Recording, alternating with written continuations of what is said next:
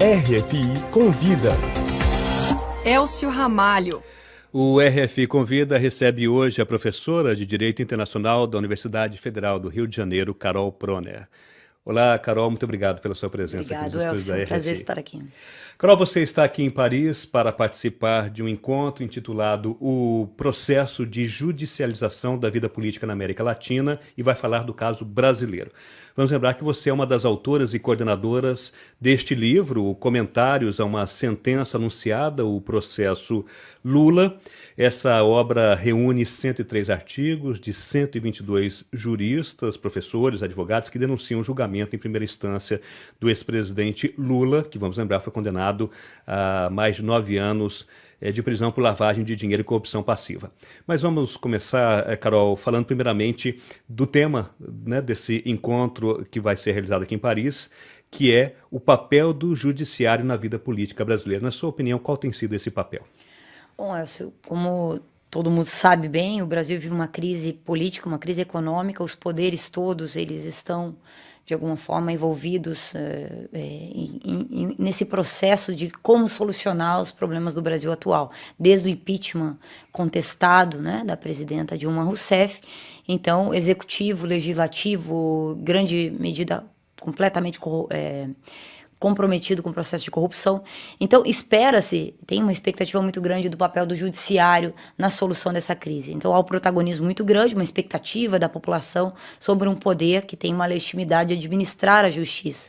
Então, claro, primeira coisa é isso, bem ou mal, por conta de um poder executivo contestado, como vive o Brasil, né? Depois do impeachment sem a clareza de um crime de responsabilidade, um legislativo completamente comprometido com processos de investigação de corrupção, quase 50% dos parlamentares envolvidos nesse processo.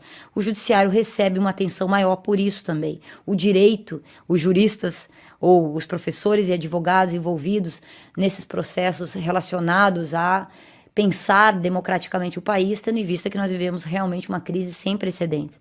Então, há uma migração, muitas vezes, de funções da política para o judiciário neste momento que o Brasil vive.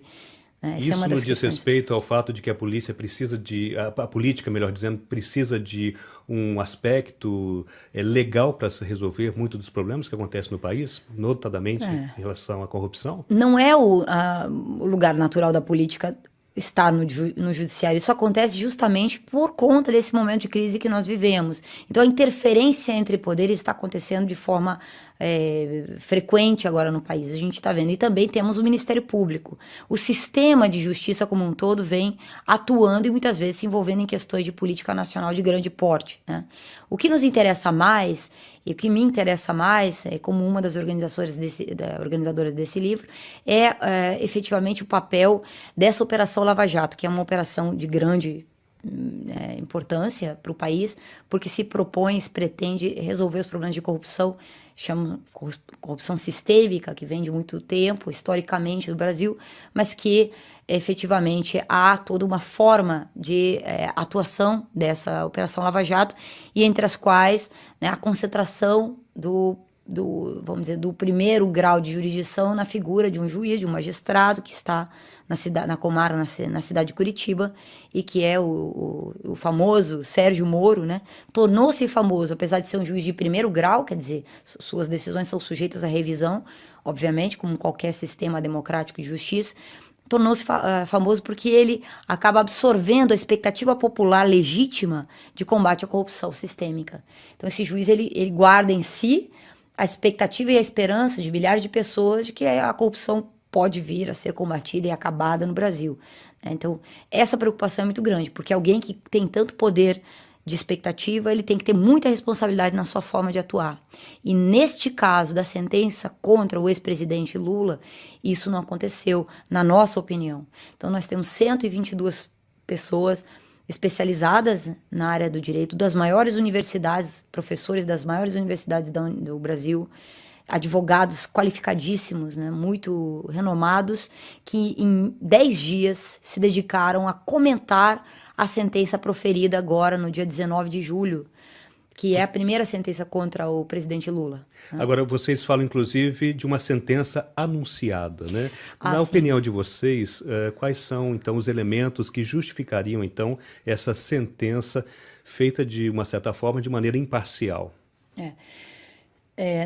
Na verdade, de maneira parcial. Ou de maneira parcial, melhor Exatamente. dizendo. Na verdade, ninguém tinha dúvida que a sentença seria condenatória. A forma de julgar do magistrado, desde o primeiro momento, inclusive utilizando de métodos fora do direito, fora das garantias jurídicas reconhecidas e usuais, já era notório que a sentença iria pelo caminho da condenação.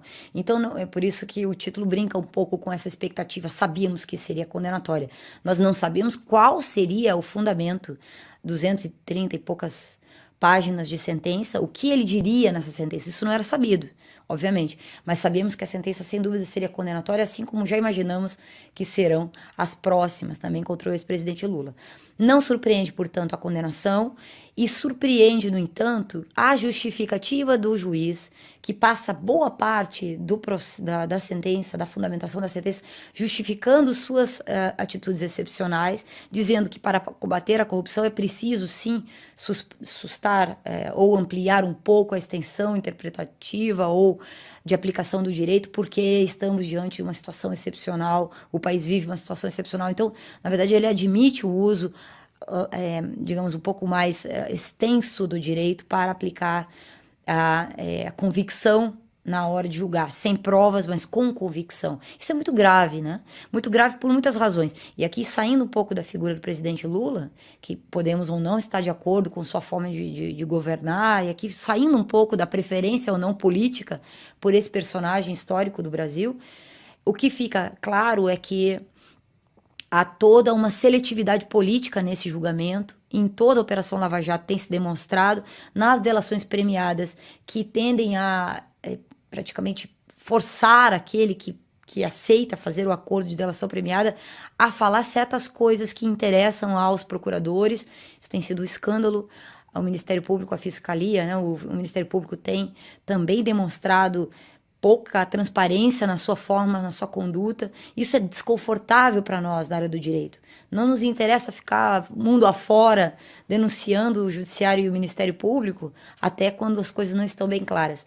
Mas é muito constrangedor para todos nós que trabalhamos com direito justo ver as regras de garantias processuais violadas desta forma, né? Com relação a garantias processuais, no caso dessa sentença, o ex-presidente Lula vai poder recorrer, então, à segunda instância, né?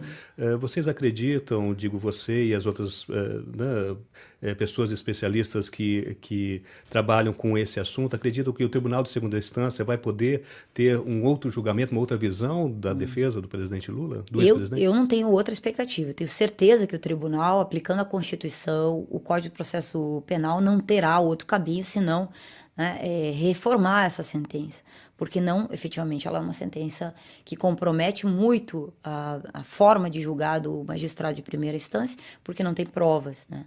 Sem contar a dosimetria da pena, uma série de aspectos técnicos e da verificação do tipo penal. Mas fato é que, se isso não acontecer, será um precedente assustador para o nosso país, porque já há muito flerte, já se flerta muito, já se brinca muito com exceção em outros âmbitos de relações verticais da nossa sociedade. O autoritarismo está presente em relações de poder da nossa sociedade brasileira hoje em dia. Se o judiciário também fizer isso, nós consideramos que isso pode ser um precedente muito perigoso, né? Outros magistrados podem querer fazer a mesma coisa, e nós sabemos que a seletividade penal no Brasil é a regra, ela não é a exceção. Então, se nós temos autorizado isso de modo generalizado, em uma situação em que um julgamento está sendo observado com tanta atenção por todo o país, nós achamos que isso pode ser a abertura de uma porta muito perigosa para outras relações verticais de poder na nossa sociedade. Muito obrigado, então, à professora de Direito Internacional da Universidade Federal do Rio de Janeiro, Carol Proner, pela entrevista ao RFI Convida.